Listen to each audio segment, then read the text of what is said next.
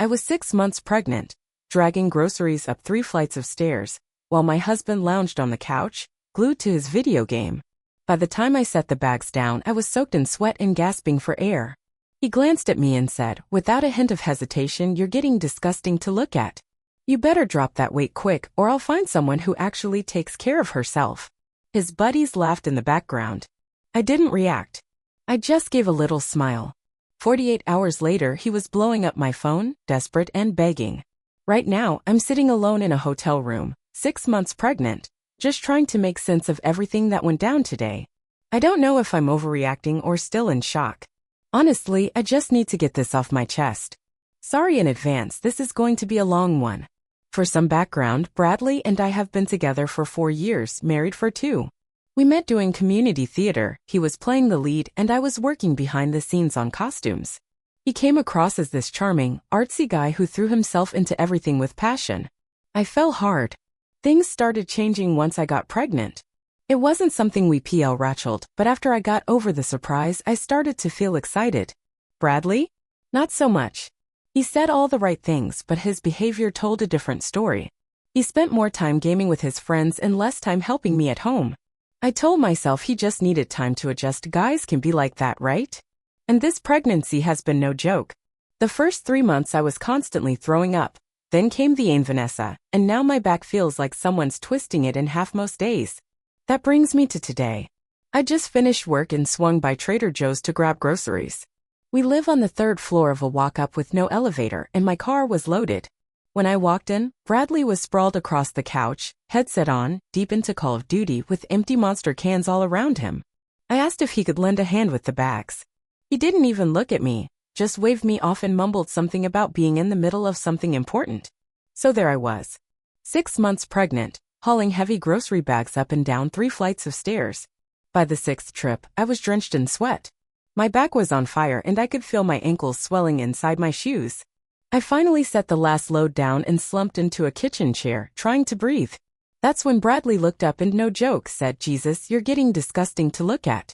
Then he added, "You better lose that weight fast after the baby, or I'll find someone who actually takes care of herself." I couldn't even register what he just said. Then I heard laughter through his headset. His gaming buddies heard it too. He wanted them to hear it. Instead of crying or yelling like he probably expected, I walked over, gave him a smile, kissed his forehead, and said I needed a shower. The confused look on his face might have been funny if I wasn't breaking inside. In the shower, with the water drowning everything else out, I finally let myself cry. But those weren't just sad tears, they were angry ones. Tears of clarity. All the red flags I'd ignored for 5 years suddenly lined up like a flashing billboard. This wasn't the first time he'd acted like this. It was just the most obvious. This was who he really was. And I was about to bring a child into this. A child who might grow up thinking this is what love looks like. That this is normal. No. Absolutely not. I got out of the shower, pulled on the softest maternity dress I had, and told Bradley I needed some air and time to clear my head. He barely glanced up from his game. I grabbed my hospital go bag, already packed, because I like to be ready, my laptop, all my important papers, and walked out. Now I'm in a hotel about 20 minutes away. I called my sister Rachel, who lives about an hour from here. She's coming tomorrow to help me figure out what's next. So far, Bradley's only called twice and texted once, asking where the leftovers were in the fridge. Not where I was. Just the leftovers. I know I need to leave. I need to protect myself and my baby. But I'm scared. I'm 6 months pregnant. Our lease has both our names on it. Our finances are a little tangled up, though thankfully I've always kept my paycheck in a separate account. I was counting on having a real partner for the baby, the bills, everything. But my mind keeps going back to that moment in the kitchen. That cold, casual cruelty. Like he was talking about the weather. And the fact he wanted his friends to hear him say it. I should have walked away a long time ago. I deserve better. My child deserves better. I don't have a clear plan yet, but I know one thing, I'm not going back to that apartment tonight. Maybe not ever. Edit, a lot of people are asking if this was the first time he said something like that. No, it wasn't. There have been jokes about my changing body during the pregnancy. Comments about how I used to be so hot, questions about when I plan to get back in shape. But it was always dressed up as concern or hidden behind a joke, so I convinced myself it wasn't that bad. Today? He didn't bother hiding it. Edit 2. Some folks have said maybe I should have tried to talk it out more. Trust me, we have talked. Especially since I got pregnant, we've had a lot of conversations about splitting the responsibilities. He promised to help more, and for 3 days, maybe he'd do a couple things. Then right back to gaming. I've suggested couples therapy 3 different times. He always says he's too busy. This wasn't just a rough day. This was the day everything finally clicked into place. Update, same night. It's 3 a.m. and I can't sleep. Bradley finally caught on that I wasn't coming home, and now he's blowing up my phone. At first it was all confusion, where are you? Then he got annoyed, you're being dramatic. Then came the guilt trips, I was just joking, you know how the guys are. The latest message was a rant about how I better not be spending our money on a hotel. Our money. Never mind that about 85% of it comes from my job, while he dumps his into his music gear and gaming setup. I've made up my mind, I'm talking to a lawyer before I step foot in that apartment again. I've muted his notifications. I need to rest for my baby's sake. My sister will be here in the morning. The baby's been kicking like crazy. I laid my hand on my belly and whispered, I've got you. We're going to be okay. And for the first time today, I actually believe it. First update, it's been 4 weeks since that night, and I wanted to post an update because things got intense. Thank you to everyone who sent kind words. Your support helped me keep going when things got tough. After Bradley called me disgusting, my sister Rachel came to be with me and we talked through my options. We decided I should go back to the apartment just temporarily, long enough to get everything lined up. A lot of you warned me not to let him know I was planning to leave, and wow, you were absolutely right. When I came back, Bradley acted like none of it ever happened. When I brought up what he said, he rolled his eyes and told me I was being too sensitive. That it was just a joke. Then he flipped it and said I had been moody and he felt like he was walking on eggshells. And then he actually said, do you know how hard this pregnancy has been for me? For him. I almost lost it, but I kept my cool.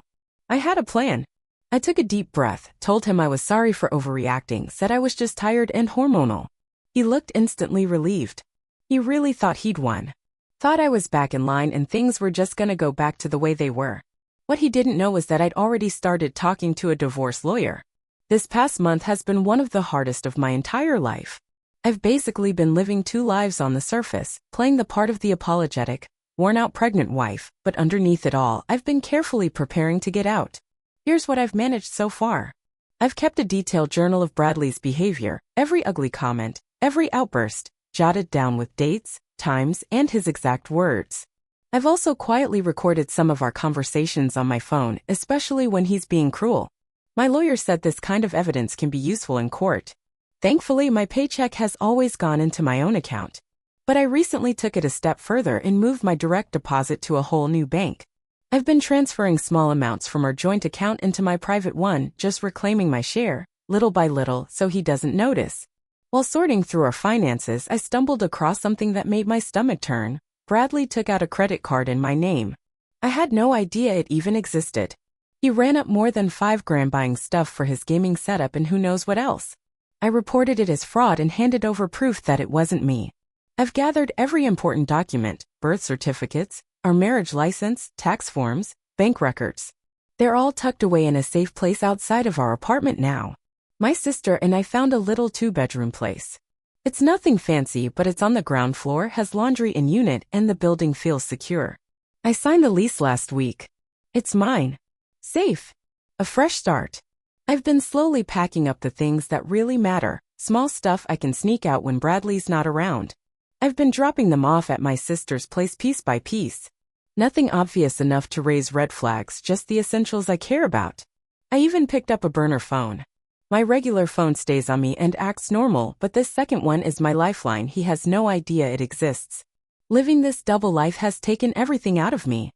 I'm 8 months pregnant now. My ankles are constantly swollen, my back feels like it's been through a car wreck, and this little girl inside me? She's turning cartwheels on my bladder and ribs all day long. Still, every step I take toward getting free gives me a bit more strength.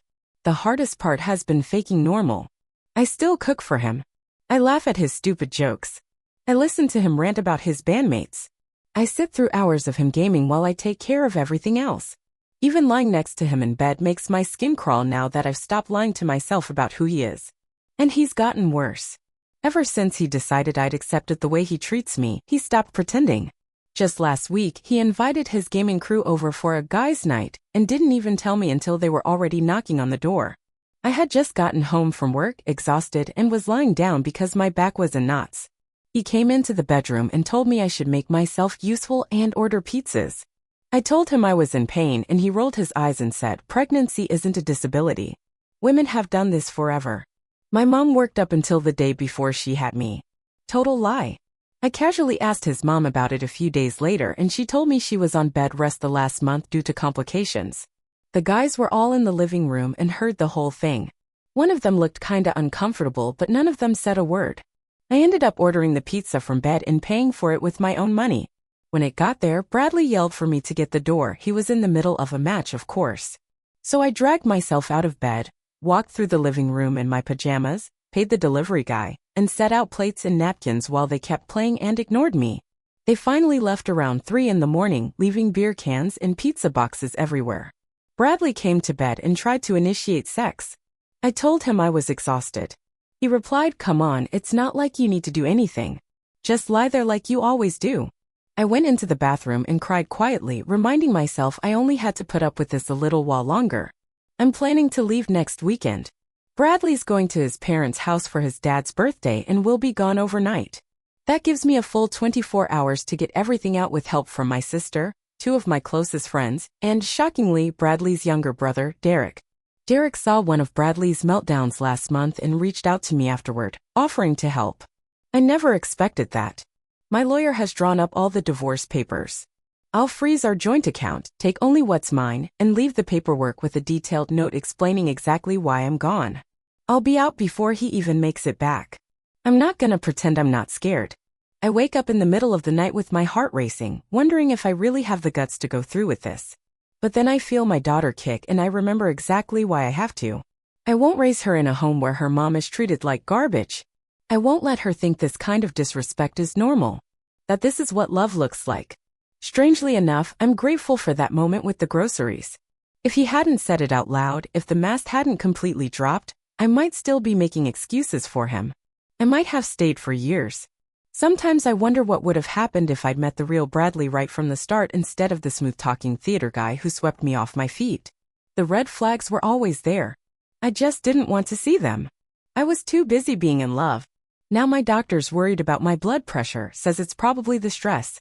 So I've been told to take it easy this last month. The irony's not lost on me. Planning to leave is stressful, yeah, but it's also what's going to save me in the long run. To everyone who recommended therapy, I want you to know I started seeing someone. Online sessions. She specializes in relationship trauma and pregnancy, and she's helped me more than I can say. Just hearing that I'm not overreacting, that this is real emotional abuse, has helped me keep going. I'll post again once the move is done. Fingers crossed everything goes smoothly. Wish me luck, bestie. I'm gonna need it. Edit. Just got out of a doctor's appointment and saw this post is blowing up. I'll try to respond to questions later when I get home.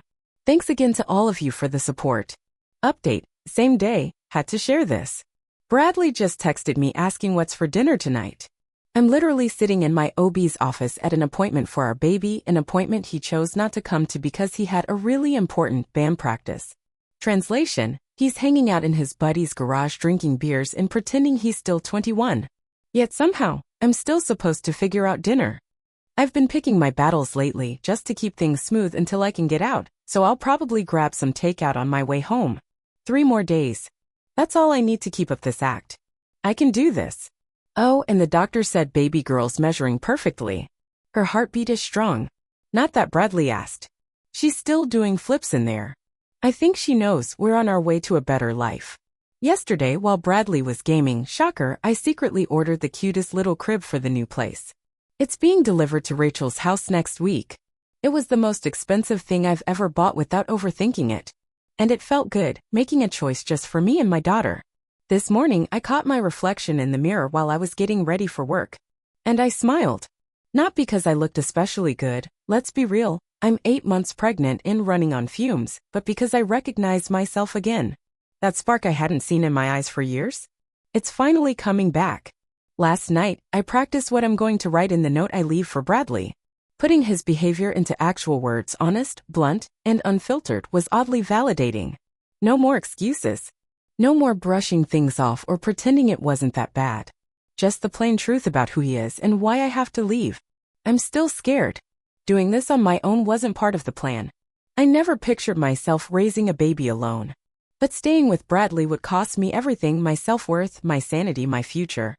And if I lose all that, what kind of mother would I even be? Just 3 more days. 3 more days of pretending. Then I'm free. Second update. It's done. I'm out. I'm sitting in my new apartment right now, surrounded by half-unpacked boxes and a crib that's only halfway put together. But despite the mess, I've never felt more at peace. Here's how it went down.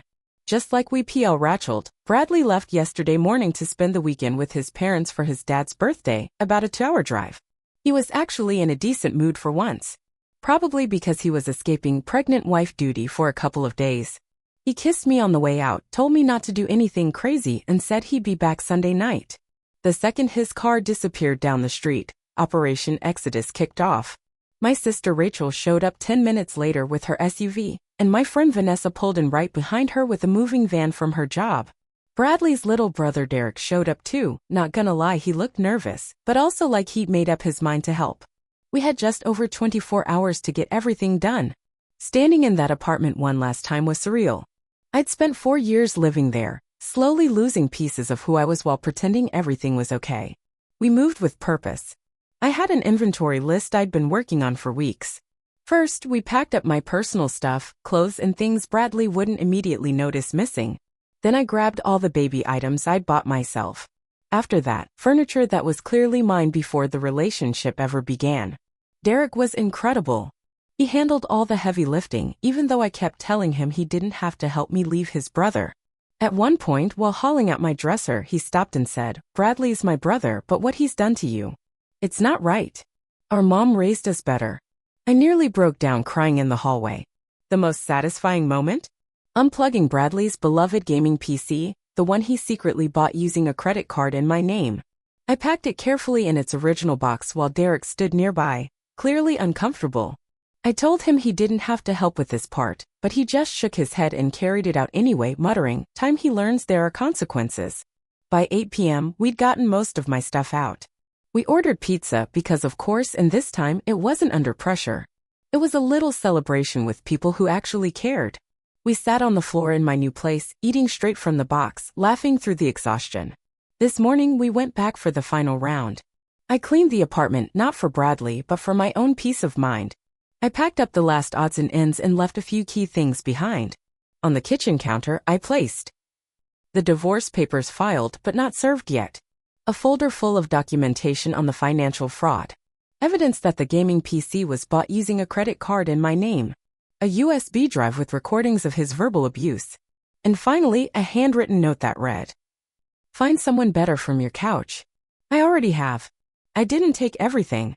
Most of the furniture we bought together stayed behind, though I did take pictures of everything for the record, just in case he tries to accuse me of stealing. I'm not trying to be petty. I just want what's mine and peace. Doing all of this at 8.5 months pregnant was brutal. By the end of day 1, my back was on fire. This morning, my hands were so swollen I could barely hold a pen. But adrenaline is a powerful thing. The freedom, the knowledge that this chapter was finally closing, that's what kept me going. Once I was settled in the new apartment, I called Bradley's cell. No answer, obviously. I left a voicemail telling him not to show up at my sister's house. I wasn't there, and that everything he needed to know was waiting for him on the kitchen counter. Then I sent a text saying the same, blocked his number, and emailed his parents with a brief explanation that Bradley and I were separating and why. I didn't want to give him the chance to spin some twisted version of the story before the truth reached them.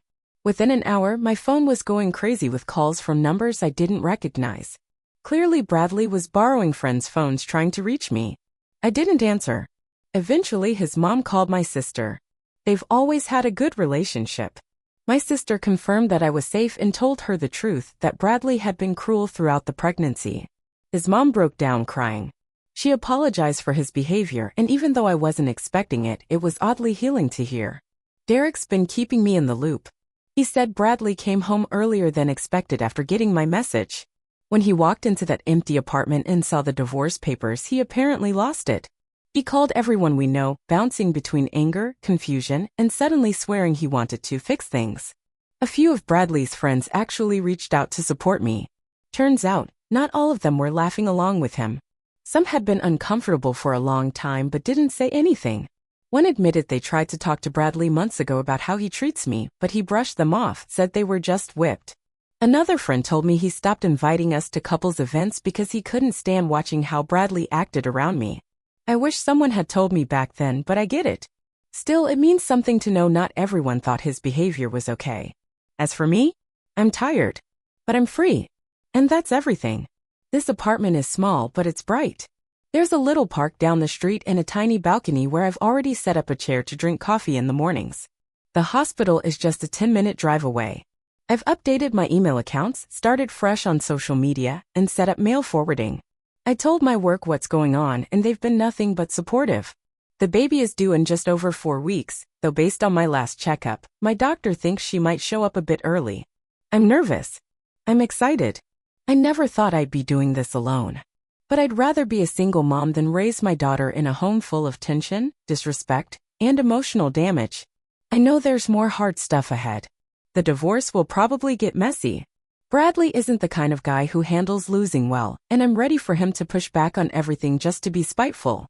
But my lawyer feels confident, especially with all the documentation I've gathered. And for those wondering, yes, Bradley will still have parental rights unless he signs them away, which I doubt. We're preparing for a co-parenting plan with strict boundaries. I'm being realistic. He might be a no-show dad or worse, inconsistent. But I'll be the steady one. I've got this.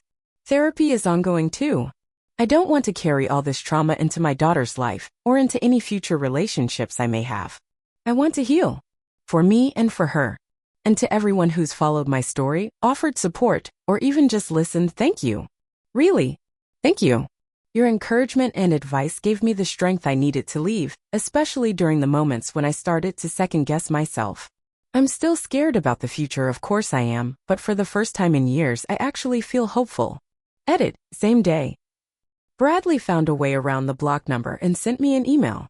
He said he's coming to Rachel's house tonight to talk and that I'm making a huge mistake. I already told Rachel and she was quick to respond he's not welcome. She let him know if he shows up, she'll call the cops for trespassing. I've documented everything in case I need to file for a protective order. Update, next morning. Well, he showed up anyway. At 12 p.m. No surprise there. Rachel didn't open the door, but her neighbor caught everything on video, Bradley yelling, pounding on the door, making a scene for almost 10 minutes before finally leaving. He dropped off our wedding photos in a box with a handwritten note that said, "You threw away everything we built." The irony of him suddenly caring about our marriage now? Not lost on me. This morning he emailed again, but the tone had flipped. Now he's full of apologies. Said he didn't realize how badly he was treating me. Promised to go to therapy to change to be a better dad, all of it. The old me might have wavered at that. But not this version of me. I know what this is. It's not growth. It's not love. It's a last-ditch effort to regain control now that he's lost it. His whole apology was about him. His feelings, his struggles, how hard this is for him. Not once did he name the specific things he did or show any understanding of how they've impacted me or our daughter. I didn't respond. My lawyer has advised all communication go through her from here on out.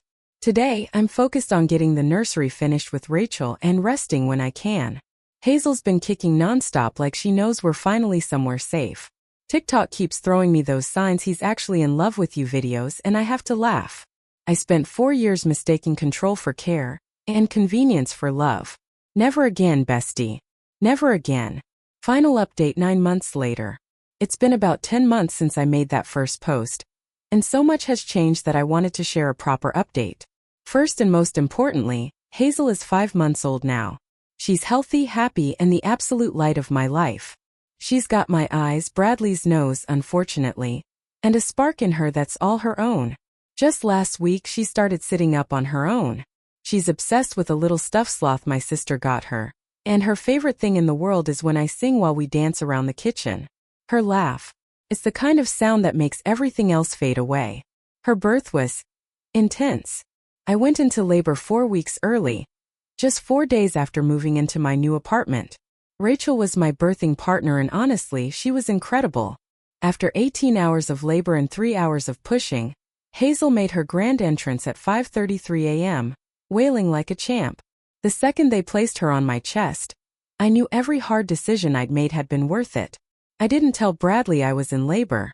My lawyer said I wasn't obligated to, and after everything I didn't want any extra stress in the delivery room. I emailed him the next day with a formal photo of Hazel and basic birth info. No selfie of me, just her. His reply was predictable. First outrage that I hadn't called him, then demands to see Hazel, then accusations that I was using her as a weapon. My lawyer handled all of it. We let him know visitation would go through the courts. Now for a little something I've never shared, my most satisfying, maybe petty moment in this whole story. Remember how, during my pregnancy, Bradley told me I was disgusting to look at and needed to lose weight fast? Well, when Hazel was about 3 months old and I was starting to feel human again, we discovered Bradley had been hiding money in a secret account. My lawyer fought for it and won me a significant share since it was technically marital property. Instead of just sticking it all into savings like a responsible adult, I booked a 5-day trip to a beach resort in Florida. Rachel came with me to help with Hazel, and for the first time in what felt like forever, I actually relaxed. On our 3rd day there, I was sitting by the pool in a bikini, my first since getting pregnant. My body looked different. Stretch marks, a C-section scar, a bit softer around the edges. But I was proud. I felt strong. So I asked Rachel to snap a photo of me, looking out at the ocean. I looked confident. Free. A little slimmer, sure, but more than that, I looked like myself again. I sent that photo straight to Bradley with the caption, "Already slimming down, don't worry." Then I blocked him again before he could reply. Satisfying? You have no idea. That moment, reclaiming my body, my confidence, and yes, a chunk of his secret money was like slamming the final door on that chapter. I don't know how he reacted, but Derek later told me Bradley was furious when he saw the photo. As expected, the divorce process was rough. Bradley contested everything. Full custody, furniture, even my car, which I owned before we met. But once my lawyer presented the evidence of fraud and verbal abuse, Bradley finally agreed to settle. Here's how it landed. I have primary physical custody of Hazel. Bradley has supervised visitation for hours every other weekend. Child support is based on his real income, which we proved was higher than he claimed. He kept his stuff. I kept mine. We split minor joint assets. He's on the hook for the fraudulent credit card debt. Is it perfect? No. But it's livable. And it gives Hazel the stable foundation she deserves. Bradley's only seen Hazel twice since she was born. The first visit, he showed up late, complained about the supervision, and took pictures for Instagram to make himself look like Father of the Year. The second time, he got uncomfortable when she cried and left early. He's canceled the last 3 visits. Weak excuses, no effort. It hurts for Hazel's sake. But mostly I'm relieved. His presence is more chaos than comfort. I've documented every missed visit, just in case we need it later. As for me, physically I've healed. My body's not what it was, but I've made peace with it. I carry the marks of what I've been through, and honestly, I'm proud of them. Financially, I'm stable. Not rolling in it, but with the child support and better budgeting, now that I'm not bankrolling someone else's dreams, I'm doing just fine. I've even started a small savings account for Hazel's future. As for Bradley, last I heard, he's telling people I had postpartum psychosis, stole his kid, and took all his money. He conveniently leaves out the verbal abuse and the fraud. His Instagram is full of fighting for fatherhood posts. Meanwhile, he keeps skipping visitation. Classic. Sometimes I think back to that day with the groceries. At the time it felt like rock bottom. But now? I know that was the moment that saved me. Edit. So many of you have asked for a photo of Hazel. I wish I could share her sweet face with you, but for privacy reasons I can't. Just picture the cutest baby ever. Chubby cheeks, a smile that could end wars, and eyes full of curiosity. That's my girl. Oh, and just now I got a text from an unfamiliar number. It was Bradley's mom. She wanted to check in on Hazel and asked if she could come visit. Unlike her son, she's been respectful and kind. She genuinely seems to care about Hazel, and she's never tried to cross any boundaries. I'm considering allowing supervised visits, with her only, separate from Bradley's scheduled time. Hazel deserves to know the family members who will love her consistently and treat her with respect. And that's where we are. We're safe. We're healing. We're building something new. And we're doing just fine. Thanks for sticking around and listening to my story.